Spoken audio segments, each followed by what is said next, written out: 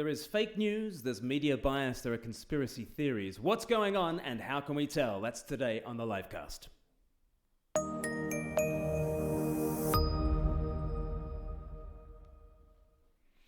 Well, hello everyone. Welcome to the Livecast. It is Monday the 11th of November and we hope you're having a good day. I'm sure as it's Remembrance Day today, you'll have been taking part in the commemorations over the last few days. We're going to be talking about that in a few moments. Before we do that though, let me introduce myself. I'm Paul Feasy and I'm Glenn Scrivener, yes. There we go. And I was doing a Remembrance Day thing just yesterday. Yes, tell us what you've been up to. Up in the East End of London, well, I was at Broadmead Baptist Church. Right. And there are a whole bunch of other churches involved in a Remembrance Day kind of evangelistic event where I spoke about what causes war and what ceases war. Mm-hmm. And there were loads of guests from outside, and there was a big Q&A session afterwards. And a lot of people personally requesting books afterwards to look into things further. So a very successful event. Great. So, yeah. And we've been resharing our video for that, haven't we, to End All Wars. Right. I don't know whether some people have seen that over the last few days. But worth checking out. You can find it on YouTube. Yes. And you can definitely find it on Facebook as well. On the internet. On the internet. On the somewhere. interwebs. It's out there. Yeah. That's a great All Wars. Yeah. Yeah. By And so you've been in London yesterday. You've been in London on Friday as well, though. That's true. I was at the Brephos conference on Friday. So Brephos is an organisation that's part of CBR UK, which is a pro-life charity, and Brephos is very much trying to get... Centre for Biological Reform, yeah? Come on, just throwing good that man. Out there, Centre for Biological Reform. Talking about life in the womb and protecting the unborn, and Brephos is really particularly trying to aim at churches and saying, come on, churches, let's be bold, let's be proud, let's be out there. We are 1,000% pro-life, aren't we? Mm. And I think in theory, evangelicals are 1,000% pro-life. I think in practice, we're a bit shy, quiet. Yeah, sure. So it needs some encouragement. So that was worth doing. And so you were speaking, yes, but there were other speakers as well. There were other speakers, and I was particularly speaking about in evangelism, like. Won't it lose you your audience to talk about pro-life issues? Mm. And if we're just gospel people, then why do we want to get involved in a political issue? Right. But one of my points was, well, the gospel is a lot bigger than just a little spiritual truth to hold on to between now and when you go to heaven. Mm-hmm. The gospel is something you proclaim to the principalities and powers in all their dimensions, in all their political and all their spiritual dimensions.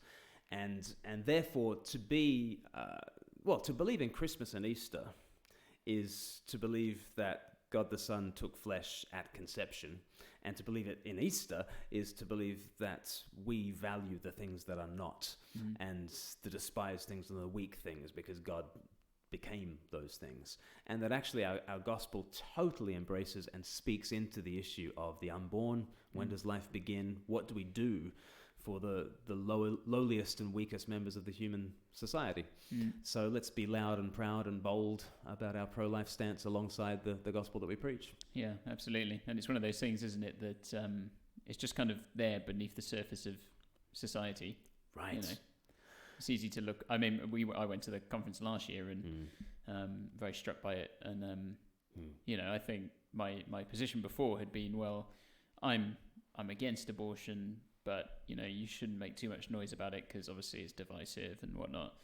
But I think Dave Brennan, who heads up Brephos, he spoke on the Good Samaritan when he was doing kind of an example preach on how you might speak on it. And I think there was this one moment where he kind of really hit home, actually as a church, we can be just like the people passing by, like, oh, we probably shouldn't get involved in that because, here's different reasons. And I was like, oh man, and something just in the gut and really hits you. He did the same thing on Friday, this time from Esther. And he sort of said, there is Esther in the palace and there is a genocide that's about to happen, but she doesn't know about it. Right? And so Mordecai has to let her know about it. And to begin with, she's not on board. And it takes her a while before she finally says, okay, I'm going to stand up for my people. And if I perish, I perish. Yep. That was, again, very powerful. I think as well, like part of it is like when you say, oh, there's some kind of genocide going on, like it feels like quite dramatic to say that, doesn't it? And like a bit later on, we're going to be thinking about some stuff going on in China, and some people have been describing that as kind of a modern genocide. Right. But you kind of think of genocide as something that happens, somewhere else and not in your day. Right. So to suggest this could be happening under our noses, it feels like a big thing to say. Right. But of course, these kind of things do creep in. All the if you look back at the Holocaust, that's something that crept in over time. Yeah. Just bit by bit by bit, Right. and people not saying anything and letting things slide. Oh, it's okay because it's not me or whatnot. And we found ourselves in a position where 800 children are killed every working day just in the UK. Yeah. 205,000 children killed in the womb every year just to make our society work. And then in the States, it's 1 million every year, So it's, it is something that's going on right now. And yet you won't open up your newspaper and read about it. Yeah. And then it's 800 children. Like if one child gets stabbed in London, it's big news. You're going to hear about it. Yeah. Rightly so. Okay. So times that by 800 every single day. We've got a problem, don't we? And yet it's not in the news. And that's part of what we're kind of talking about today. The thing that struck me again, or from last year, and I think it came up this year from what people were saying, is that just again the similarity between the language used, right?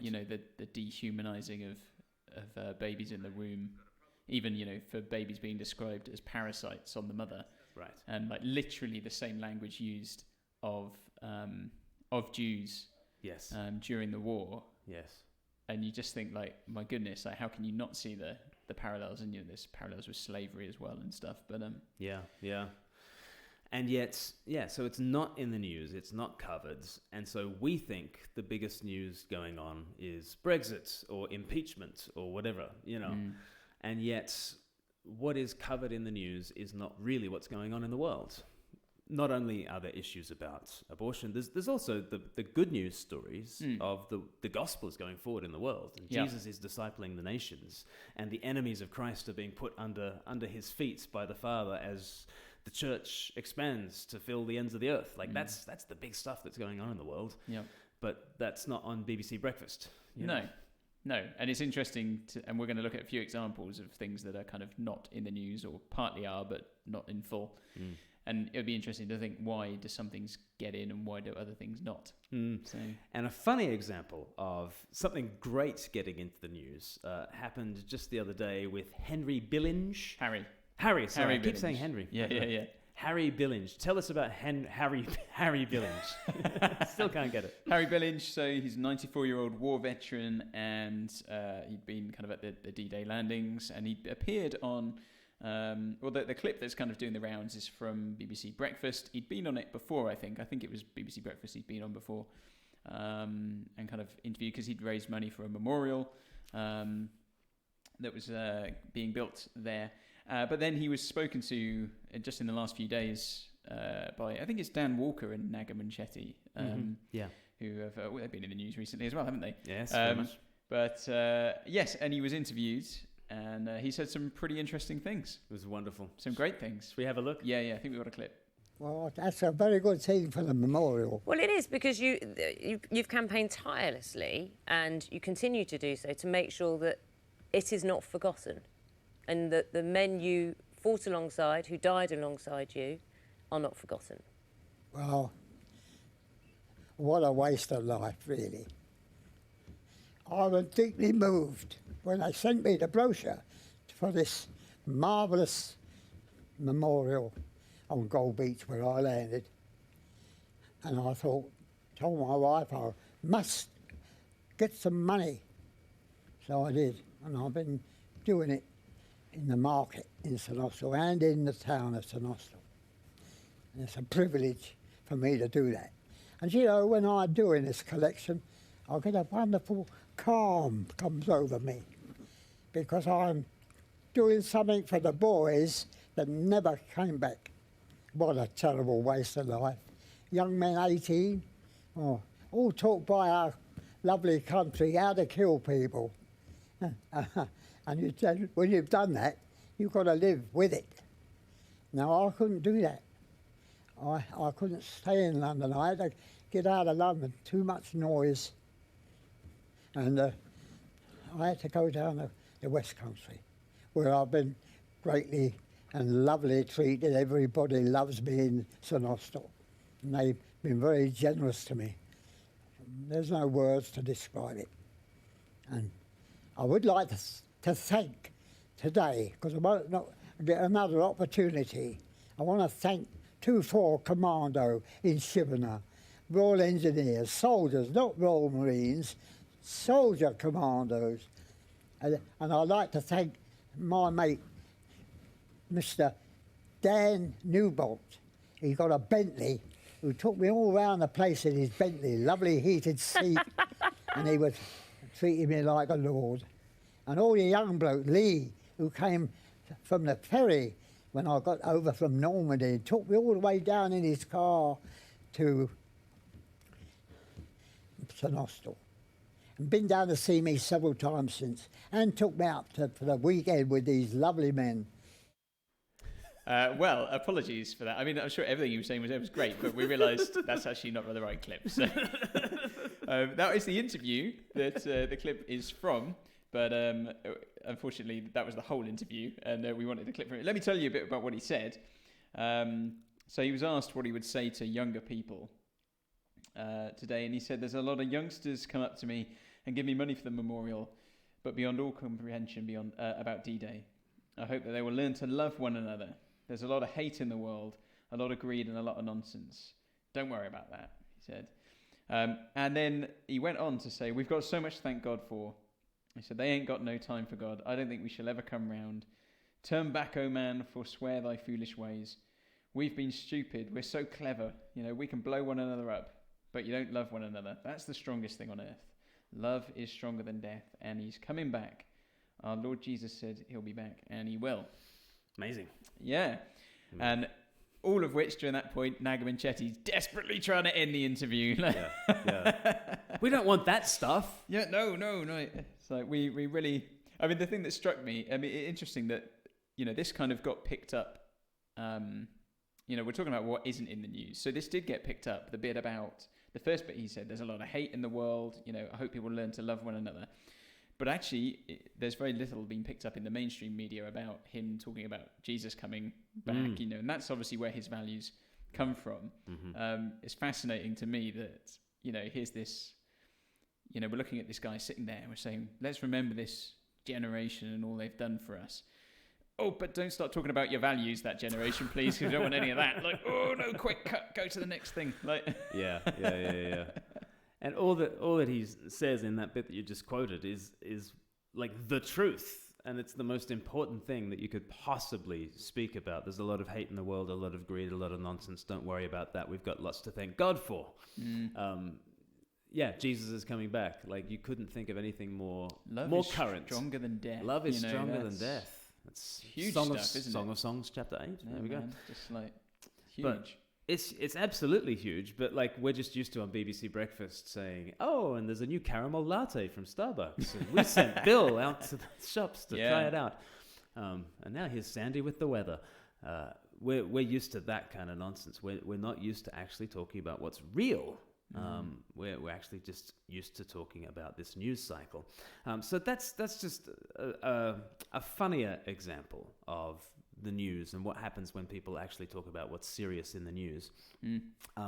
A far more grave example of not hearing about what's going on in the news is the Muslim persecution in China, where, by all accounts, there seem to be 1 million Muslims in internment camps. I mean, I'd never heard anything about it. Yeah. Until literally a few days ago. I think I saw a tweet somewhere. I'm not even sure whose tweet it was, but just said, like, why is this not in the news? Yeah. If there are these people, and like reading about it kind of online, kind of 1 million people, or up to 1 million people, maybe more, in these camps or re-education centres, as they're being called. And from those who've been there and have come out the other side saying, well, it's basically you're just indoctrinated with propaganda. Right. And there's torture and abuse, sexual abuse, and people have even died in there. Yeah. and it looks like the Chinese government initially just denied any of these things existed, and then they were like, oh, actually, there were some re-education centres, you know. Yes, a few classes. For yeah, people. and you just think like, man, this is this is dark. Like, really? That's what someone has said, like, this is a genocide going on there. Yeah. 15,000 mosques and religious sites destroyed, cemeteries bulldozed, imams in prison, Muslims forced to eat during Ramadan and drink alcohol. So, yeah, this is going on right now.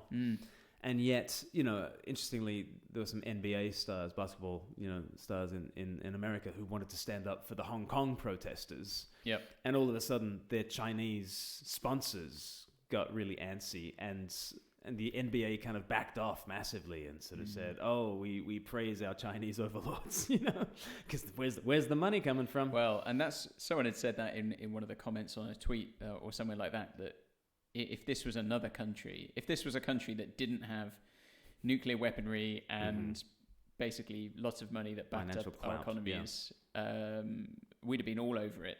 Yeah, and that's what I think is interesting. I mean, obviously, what's going on is a terrible thing, but the interesting thing is people like to think that we've got all these great morals as human beings, but you see how they immediately go straight out the window, like when there's money involved. Like it's all very well, selling arms to various different nations or whatever. Like, well, it's money, isn't it? So, I mean, and it's apparently 23 nations had written a letter, I think, to the UN to condemn what's going on, and something like 54 nations had written letters in support. Yes, which I thought was bananas. Like, one of them was Saudi Arabia. Another was North Korea. But it seemed crazy to me. Yeah. But it seems crazy that the strongest thing anyone would do anyway to condemn this would be like, let's just write a letter. Write a strongly worded letter. Yeah. And I mean, we've gone to wars for less, Yes. like. Oh yeah. So. Yeah. And this stuff is also going on right now. And yet, what are our newspapers full of? So that's really we need bendy bananas. Brussels, they straightened our bananas.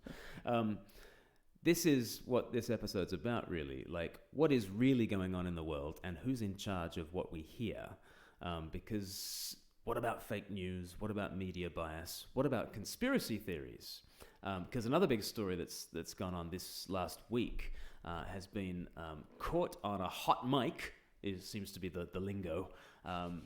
There was a hot microphone, and an NBC reporter was talking about how she had the story of a woman who was forced by Jeffrey Epstein to have sex with Prince Andrew, and they had the story, and they were going to run with the story, and the palace kind of squashed the story, and NBC said, no, we can't touch it with a 10-foot pole, and that story was dropped. And there are loads of instances now of people being interviewed live, like in the States, and they might be being interviewed about a NASCAR race or something, and then at the end of it, they'll just say, Jeffrey Epstein did not commit suicide. Yep. And it seems to be one of the more plausible conspiracy theories that Jeffrey Epstein was in fact murdered in that prison cell. Yeah. And it contributes to this sense of, we don't know what's going on. Sure. We don't know who's in charge and who's letting us see what we see. And so earlier, Paul and I played some conspiracy theory top trumps just to introduce this theme to you. Jeffrey Epstein did not commit suicide. I see you're Jeffrey Epstein, and I raise you that there was a second gunman on the grassy knoll. I see your grassy knoll, and I raise you Elvis is still alive and living upstairs at Graceland. Paul McCartney died in the 60s, and they replaced him with a double. Jet fuel cannot melt steel beams. The royal family are really reptiles. Flat Earth? Oh no, you can't have that one. That's not a conspiracy. I mean, millions of people believe that all around the globe. How's your pig today? That's good. In a world of conspiracies, what's going on? Join us 2 p.m. for the live cast. So, Nick Haas has just got in touch to say it was ABC, not NBC, the network on which this reporter... Fake news. Fake news. Yeah, fake news, Glenn. Glenn's fake news, yeah. But whichever whichever network it was, there does seem to be a concerted effort to shape what we hear and shape the news that we hear. And where do we put the Jeffrey Epstein kind of conspiracy theory, if it is, in the rankings of thing? Is it like a... Well, it's hard to know, isn't it? Because, I mean, we're looking at you look at the clip from the BBC of Harry Billinge, and you, as a Christian, you look and go, well, why is no one talking about what he said about Jesus? And you're like, oh, clearly anti-Christian bias. And then you watch any clip from the BBC and you look underneath the comments and you'll see someone saying, oh, there's terrible right-wing bias, and there'll be other people going, look at this left-wing agenda in the BBC. And you're like, basically, you see whatever bias you think there is, you exacerbate it and exaggerate it more and more. Yes. So it's hard to know, isn't it? Like, what's a genuine bias where people are deliberately not telling you things or spinning it a different way? Yeah. And in one sense, I guess you just want to know what the people's biases are, because we're not going to have a bias-free situation. No, absolutely not. So it's just worth, in the UK, Daily Mail is going to lean right and Guardian's going to lean left, and Daily Express is going to be massive for Brexit, and, Guardian's going to be mainly for Remain. And being aware of where people's biases are is one way of countering it. But I did think of some other things we ought to do as we acknowledge that, yes, the media has a bias and the stuff that we are reading and watching has a bias. 4 points I came up with. Firstly, let's not assume that the other side are evil. If there is some kind of issue that's out there that's very complex, things like climate change or Brexit or China or Kurdistan, which we spoke of a few weeks ago. Yep. I've probably just learnt about some of those issues, like literally in the last few days. Let's not get onto social media and make a pronouncement as though I know what I'm talking about, and as though the other side are evil. And that's very easy to do, to demonize the other side. But at the same time, let's not assume that I am altruistic, because I probably think what I think for some very nefarious purposes, and I'm as motivated by selfishness and all the wrong motives as anybody else, and I'm as liable to be self-justifying and to buy into virtue signaling as anybody else is.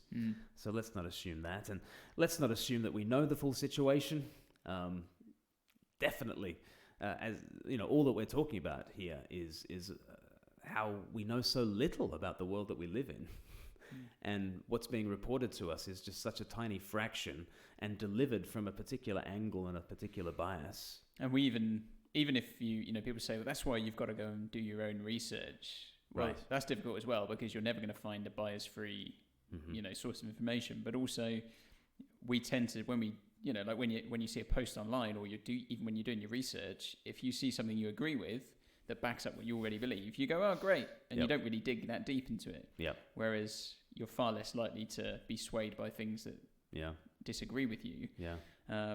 So even, none of us are really that open to having our minds changed about stuff. No. We're always kind of putting up these walls, or just going with the kind of, oh, that backs up what I already believe. La. Jonathan Haidt says, if you want something to be true, you ask, can I believe this? And you set the bar really low. If you don't want something to be true, you say, must I believe this? And you set the bar really high. And, that's the way we tick. That's confirmation bias. And then as we make all these pronouncements about what's wrong with the world or what we should do, let's make sure that the cure is not worse than the disease. Yeah. And so, that makes you think, so we were talking about virtue signaling, the whole, you get the climate change thing. And the thing I think is fascinating is you see this divide between people, and people seem to not understand there's a kind of, perhaps a middle way. So, I'm happy to say, there's definitely climate change going on and issues, and we want to work to do that. I do get a bit sick of people posting about their bamboo toothbrushes or whatnot. I'm just like, you're really not changing the world by that. Anyway. That might be the virtue signaling. Yeah. It might be. Just put it out there. That might be the virtue signaling, yeah. But, I remember someone once saying, like, oh, we should get everybody to get rid of plastic bottles and everything should be replaced with glass. It's recyclable. And someone came back and said, yeah, but if everything's replaced with glass, then transporting that around is actually, that's heavier. There's going to be higher emissions from vehicles for transporting that around. So you have to work out where there's an offset. And this person came back and was like, I'm trying to save the world. Stop being a terrible human being. And you're like, well, you're not trying to save the world if your solution to save the world actually makes it worse than the problem you've already got. Yeah. But you've got to do something, Paul. Just do something. Just get your toothbrush and your bag for life and be happy. Be right. It's like, be righteous. Yeah. I think it's Steve Hughes, the comedian, who says, you're sitting there with your special light bulb and a bag for life. And he's like, the government's walking around dropping depleted uranium everywhere. It's like, you're not going to do anything. And with that, yes, people have just turned off. Yeah, maybe. No, you're the voice of reason in amongst sanity, a voice of sanity. A voice of sanity. So the 4 things: let's not assume the other side are evil. Let's not assume that we are altruistic. Let's not assume that we know the full situation, and let's make sure that the cure is not worse than the disease. Robert Chamberlain says, "The other side are evil, but so are we." It's good to know. The other side are evil, but so are we. Thankfully, we're saved by grace. Christoph Keating has asked, favorite method for doing your own research? Well, I think you should do due diligence. So if you're, like we were speaking earlier about Greta Thunberg's speech to the UN, like for instance, if you're going to make a pronouncement about Greta Thunberg, either that this is the greatest thing since sliced bread, or what on earth is going on, this is ridiculous, you should read the speech, for instance. Yeah, I mean... And not just go off a 60 seconds, sure, Twitter clip. But then even if you watch the whole thing, I mean, I'm not really placed to know whether the things she says are accurate or not. Yeah. And then I think some people's assumption is, well, she must be right because she said it. But I mean, I don't know whether she's really got any... Did she just hear someone else say this and she's just parroting it back out? I don't know. Yeah. And there'll be people who want to leap to her defense straight away. The reality is they probably don't know. Yeah. They probably agree with her, and so they want to jump to her defense straight away. But that's not really... Doesn't mean she's right. Doesn't mean she's wrong either. Yeah. I'm just saying, to be honest, none of us really have a clue what we're talking about most of the time. It reminds me of that old video that we made, unsure of what to pronounce on in this world's shifting mores, then try not posting anything. It's the social media strategy that no one is trying.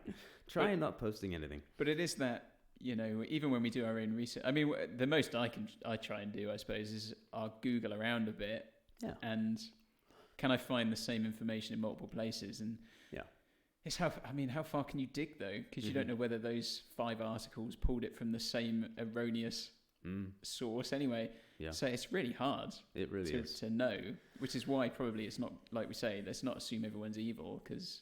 Right. Well, I mean, we all are evil. That's but let's not assume that everyone is terrible. Evil. Yeah. Myself included, and maybe be a bit more humble in what we pronounce upon. Rather than just declaring everyone else to be an idiot and this is the righteous path. Maybe just a bit. I don't know.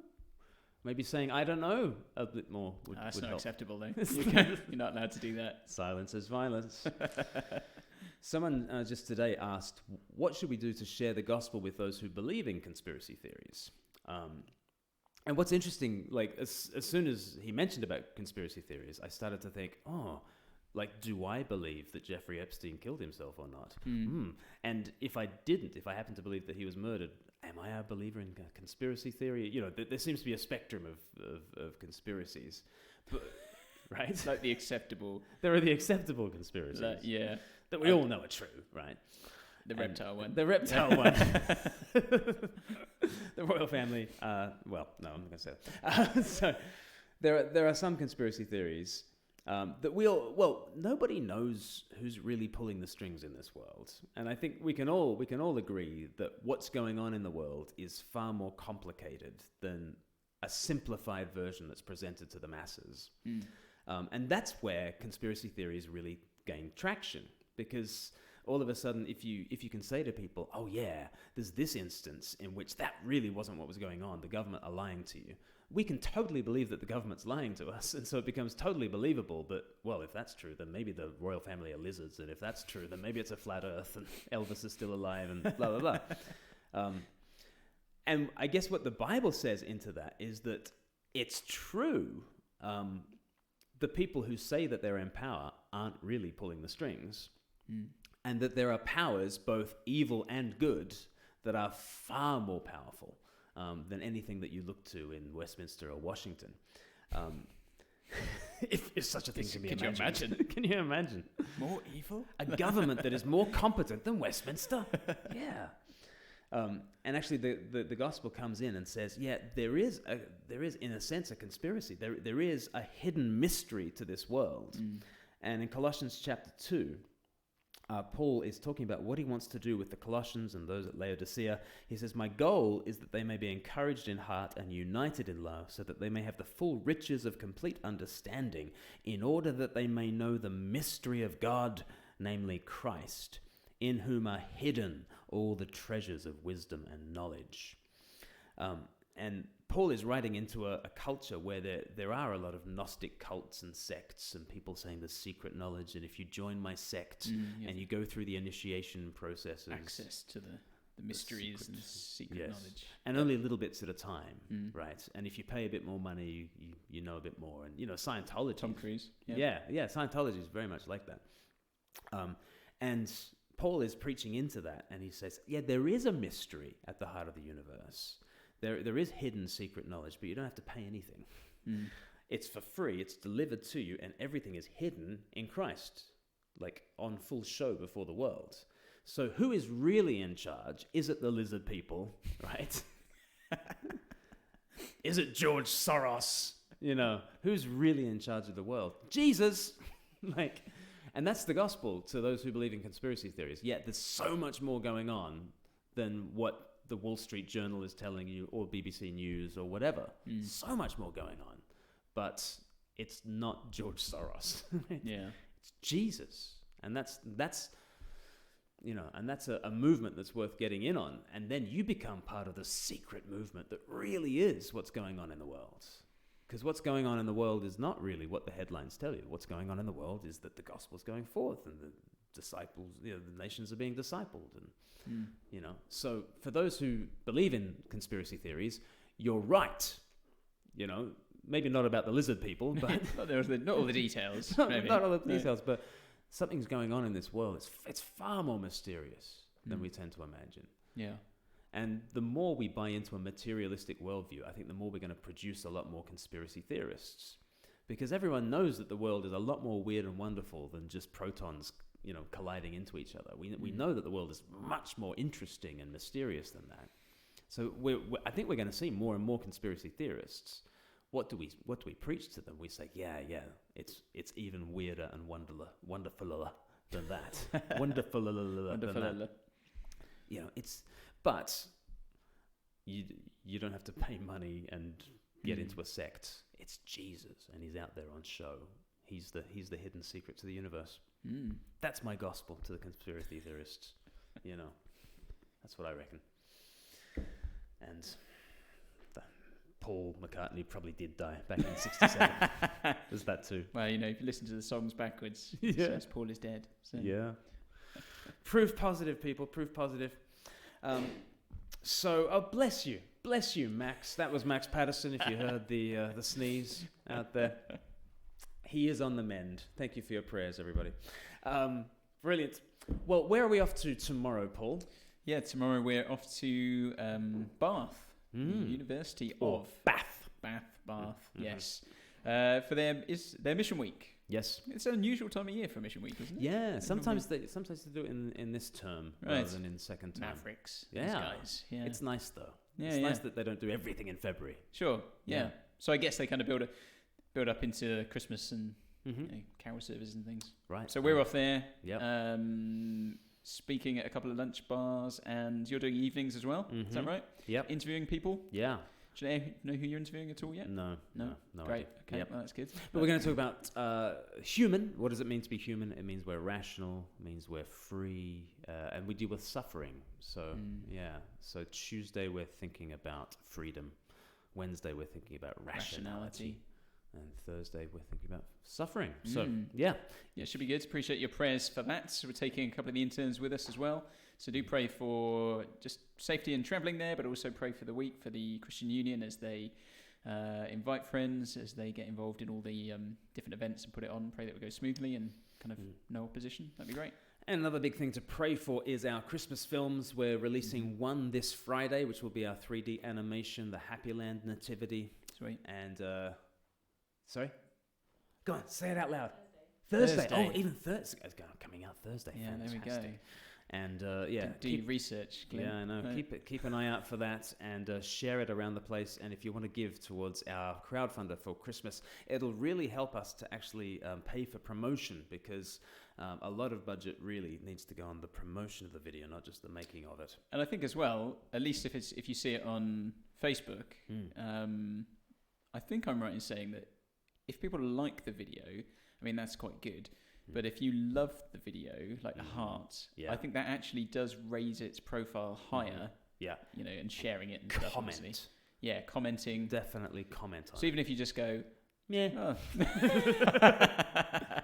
rubbish. Yeah, that actually helps with the promote, because even when you pay to promote a video, it needs that kind of the boost, groundswell to get it going. So totally. So you can be that groundswell. Be the groundswell that you want to see. So share the video around the place. That's the first of 4 videos that are getting out there. If you want to help us with the crowdfunder, go to give.net/Christmas videos, and that would be really appreciated. Yep. Brilliant. Well, that'll do us for today. Absolutely. Thank you very much, Paul. Thank you, Glenn. No worries. Pleasure as always. Okay. See you next time. Bye-bye. Take care. Bye.